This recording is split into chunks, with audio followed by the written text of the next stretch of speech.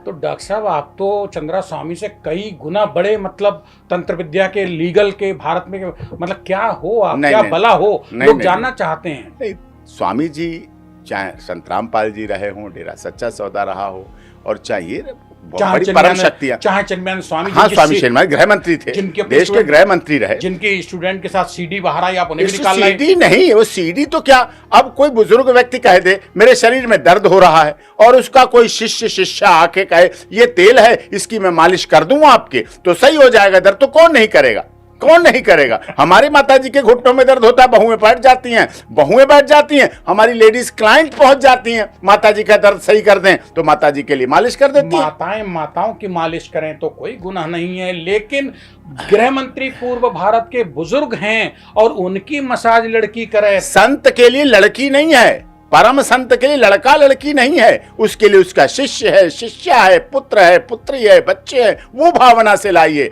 इस गृहस्थ जीवन में तो पुत्र पुत्री होते हैं, उनकी जो अब कोई चश्मा लगा के यहाँ चश्मे में कैमरा लगा के वीडियो बनाए और वीडियो को बेचने के लिए पैसे मांगे, एक्सटोर्शन करे, ब्लैकमेलिंग करे, तो मैंने वो लड़ाई लड़ी स्वामी चिन्मयानंद जी की, और लड़ाई लड़ी नहीं वो लड़कियां जिन्होंने ब्लैकमेल किया था, एक्सटोर्शन किया था, पूरा गैंग चला रहे थे शाहजहांपुर में, जो शहीदों की धरती रही शाहजहांपुर, हमारी भी रियासत रही, हमारी वहां रियासत रही, सूथा मतपुरी वो स्टेट थी हमारी, तो वहां उस जगह उनके साथ ऐसा किया गया, राजनीतिक कारणों से किया गया कि स्वामी चिन्मयानंद जी महाराज 3 बार के सांसद थे, गृह मंत्री थे देश के, वो मुमुक्ष आश्रम को, जो विद्यालय था, उसको यूनिवर्सिटी बनाने जा रहे थे, खुद उनके गवर्नर बनने की फाइल चल पड़ी थी, वहां के कुछ राजनेताओं को पसंद नहीं आया, मोदी जी स्वामी चिन्मयानंद जी के यहाँ क्यों डायरेक्ट जाते हैं, योगी आदित्यनाथ जी जो महाराज जी उत्तर प्रदेश के मुख्यमंत्री की गाड़ी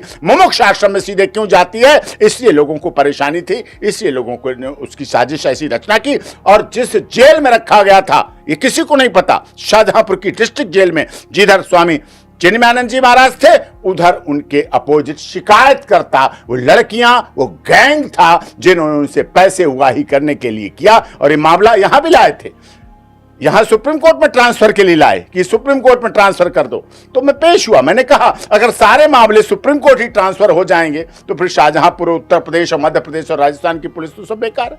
तो वो चीज भी उन्हें साजिश और षड्यंत्र के तहत फंसाया गया, और वो गवर्नर न बन पाए, नहीं बन पाए। मुमुक्ष यूनिवर्सिटी बनती, शाहजहांपुर शिक्षा के क्षेत्र में बहुत ऊंचा पहुंचता, लेकिन शाहजहांपुर के लिए उन्होंने किया कार्य करना है, और उनके कार्य के साथ उस समय के तत्कालीन नेता विरोधी रहे सत्यपाल सिंह यादव, वो समझते थे, ही वाज LLM, वो जानते थे कि शिक्षा से विकास होता है देश का, राष्ट्र का, बच्चों का, वो चाहते थे कि ऐसा हो।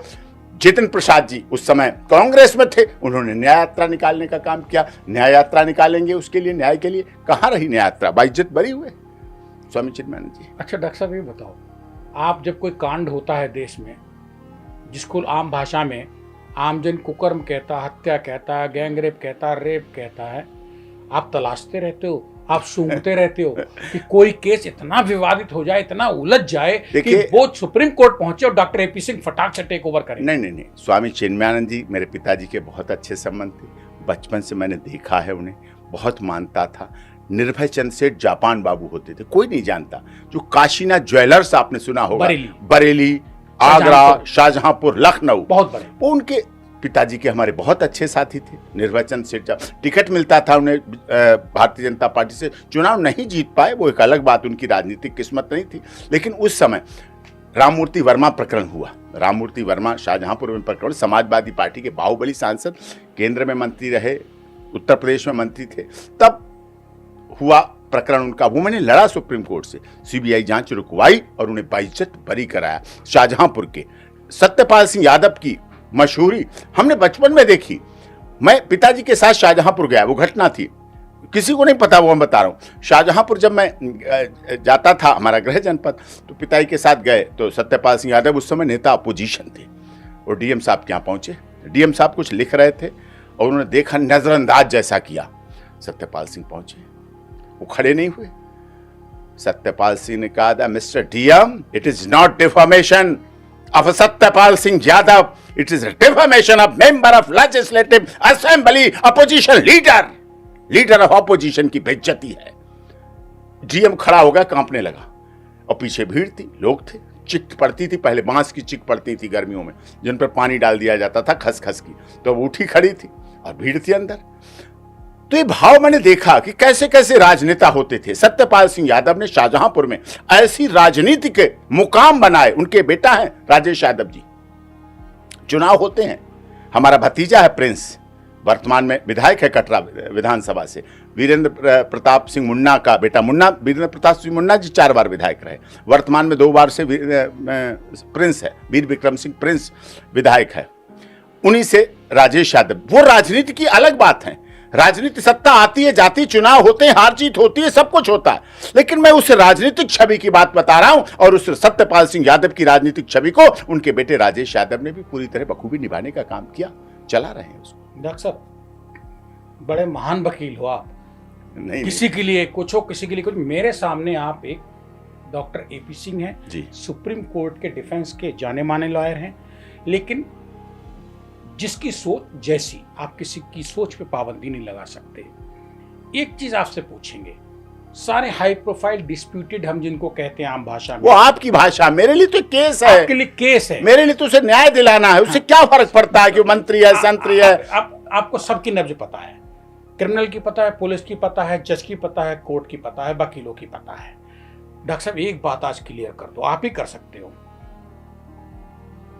चाहे तो कुलदीप सिंह सेंगर हो जी, चाहे चिन्मयानंद जी हो जी, चाहे राम रहीम जी हो, चाहे उत्तराखंड में अंकिता भंडारी केस में किसी विशेष पार्टी के लोग हों, क्या वाकई में नेता लंगोट के कच्चे होते हैं और फंस जाते हैं? नहीं, ये मैं बिल्कुल नहीं कहूंगा, नेता लंगोट के कच्चे होने की आवश्यकता ही नहीं है। तो लटकते क्यों सब ऐसी ये लटकाए जाते हैं। इस राजनीति में कब माननीय से मुलजिम बन जाए, यह आपका कोट किया हुआ है, मैंने आपकी डिबेट देखी थी, कब नेता माननीय से मुलजिम बन जाए और कब मुलजिम से नेता जेल का मंत्री बन जाए। राजा भैया के केस में मैंने देखा, राजा भैया पर एक डिप्टी एसपी के झूठे आरोप लगा दिए गए, सीबीआई जांच हुई, हम लोगों ने बोला इस सड़क पे भी लड़ी, कोर्ट में भी लड़ी, मुझे कहते हुए फक्र हो रहा है कि वो राजा भैया ऐसे व्यक्तित्व थे कि हमने जंतर मंतर पर उनके लिए प्रदर्शन किया, आंदोलन किया, और वो आंदोलन किया ही नहीं, जीता। और उसके बाद राजा भैया को जब मंत्रालय देने की बात आई तो राजा भैया ने कहा मैं तो भाई जेल मंत्री बनूंगा, जेल रखा गया। मैंने वो दृश्य राजा भैया के मुंह से सुना है। मायावती जी की सरकार थी, राजा भैया को जेल भेज दिया गया। राजा भैया की माता जी को मायावती ने थोड़ी दूर बुलाया, गाड़ी रोड पर खड़ी थी, गाड़ी रोड पर मायावती जी की खड़ी थी, वहां से राजा भैया की मां को बुलाया गया कि मिलने के लिए मुख्यमंत्री जी बुला रही हैं, और कह दिया गया चप्पलें उतार के आइए। वहां नंगे पैर, तपती धूप, तपती सड़क, जून की जलती हुई सड़क में वो छत्राणी, वो महिला जिसने राजा भैया को जन्म दिया, वो चल के आई और उसने कहा बताओ क्या है। तो उसने कहा क्या चाहती हो? मायावती जी ने कहा, उनकी मां बोली कुछ नहीं चाहती हूं, केवल आपने बुलाया इसलिए, आपसे कुछ मांगने नहीं आई हूं, आपसे कुछ कहने नहीं आई हूं, आपसे कुछ फरियाद करने नहीं आई हूं, जो होगा कोर्ट में देखा जाएगा। और उसका परिणाम हुआ, बाइज्जत बरी हुए राजा भैया और जेल मंत्री बने। सब कुछ चीजें हैं, हम लोगों ने वो लड़ाई लड़ी है। आपने लंगोट की बात कही, ब्रजभूषण सिंह का केस मैंने लड़ा, लंगोट का सबसे बड़ा सवाल और सबसे बड़ा केस रहा शायद। कई पहलवान बोली हमें छेड़ दिया, कई पहलवान बोली, सोचिए आप, जनवरी 2023, यही जनवरी जो आज जनवरी है, यही जनवरी 2023 से जुलाई तक वो लड़ाई लड़ी गई। जंतर मंतर पर गद्दे आ गए, रजाई आ गई, मंच आ गया, माला आ गई, माइक आ गया, सब कुछ आ गया, देश से लोग पहुंच गए। कहते हुए मुझे दुख हो रहा, दिल्ली के मुख्यमंत्री आदरणीय अरविंद केजरीवाल जी, संजय सिंह जी, संजय जैन जी, सती जैन साहब, हाँ, सब सत्येंद्र जैन जी, सब पहुंच गए। प्रियंका जी पहुंच गई बचाने के लिए, क्योंकि हरियाणा में चुनाव थे। आपने कहा ना नेता लंगोट के कच्चे, लंगोट के कच्चे नहीं होते हैं, चुनाव की बलि चढ़ते हैं, राजनीति की भेंट चढ़ जाते हैं। हरियाणा में चुनाव थे, सीधे WFI के अध्यक्ष, कहां हुआ? विदेश में रेप हुआ, यौन शोषण कहां हुआ? इंडिया से बाहर, वहां हुआ, वहां हुआ, वहां हुआ, वहां लिस्ट दे दी। हमें पता चला, हमें भी देखा। उसी जंतर मंतर पर वहीं जाकर आपके जैसे सभी मीडिया वालों को मैंने वहां बोला और कहा, और उन्होंने माना इस बात को कि आप तो पहलवान थी, आप तो उठा उठा के फेंक सकती थी। आप कितने एजेड व्यक्ति को आपके साथ कोई छेड़खानी करता रहे, आपने उसी समय उन्हें ब्रजभूषण को उठा के फाड़ के नोच के आंखें तोड़ के मुंह तोड़ के फेंक क्यों नहीं दिया? आप तो पहलवान थी, आप अपना यौन शोषण करवाती नहीं, आप अपने साथ ऐसा कराती नहीं। बैड टच और गुड टच एक छोटा सा बच्चा भी जानता है कि बैड टच किया है या गुड टच किया है या हो गया है ये टच। पर कैसे ये बात हो सकती थी? लेकिन आरोप लगे, यौन शोषण दरिंदा बना देते हैं इस देश में पुरुष को। इतना बड़ा 6 बार का सांसद, जिसकी धर्म पत्नी सांसद रही, बेटा वर्तमान में समय विधायक, अब तो दूसरा बेटा भी सांसद है, 55 कॉलेज, कितने hotel, wrestling federation of India के द्वारा दुनिया में कोई पूछता नहीं था हमारे देश के पहलवानों को। दारा सिंह के अलावा एक दारा सिंह सुनते थे। उसके बाद ब्रजभूषण शरण सिंह ने कुश्ती महासंघ के द्वारा सैकड़ों दारा सिंह पैदा कर दिए देश में। अपनी संपत्ति से अपने विदेश से कोच बुलाए, विदेशी कोच बुलाए। चांदनी चौक सदर बाजार से ड्राई फ्रूट की टाटा 407 लोड होके जाती थी गोंडा उन क्षेत्रों में, और वहां जाके कुश्ती फेडरेशन और अयोध्या में करवाते थे, और पूरे देश में वर्ल्ड इतने मेडल लाए, इतने मेडल लाए, और उसके लिए हथियार बना के यूज किया गया लड़कियों को, और उनके झूठे सर्टिफिकेट बनाकर, मुझे कहते हुए शर्म हो रही है, इस देश में झूठे सर्टिफिकेट बना के उम्र के मेडल लेने के लिए और जुवेनाइल में पॉक्सो लगाने के लिए उन झूठे सर्टिफिकेट का प्रयोग किया गया। वो लड़ाई मैंने लड़ी, और आप लोगों की हिम्मत पर, देश की न्यायपालिका के बल पर, और लड़ी नहीं, जीती। और गोमती मनोचा जी, जो कि fast track court SJ Patiala house court ने, उन्होंने उस केस में, पॉक्सो वाले में क्लीन चिट लगाकर क्लोजर रिपोर्ट लगाई कि इस केस खत्म होता है, कुछ नहीं इस केस में, सब झूठ था। और बाद में उन्होंने भी वापस लिया। अगर वो वापस नहीं लेते खिलाड़ी, जेल जाते।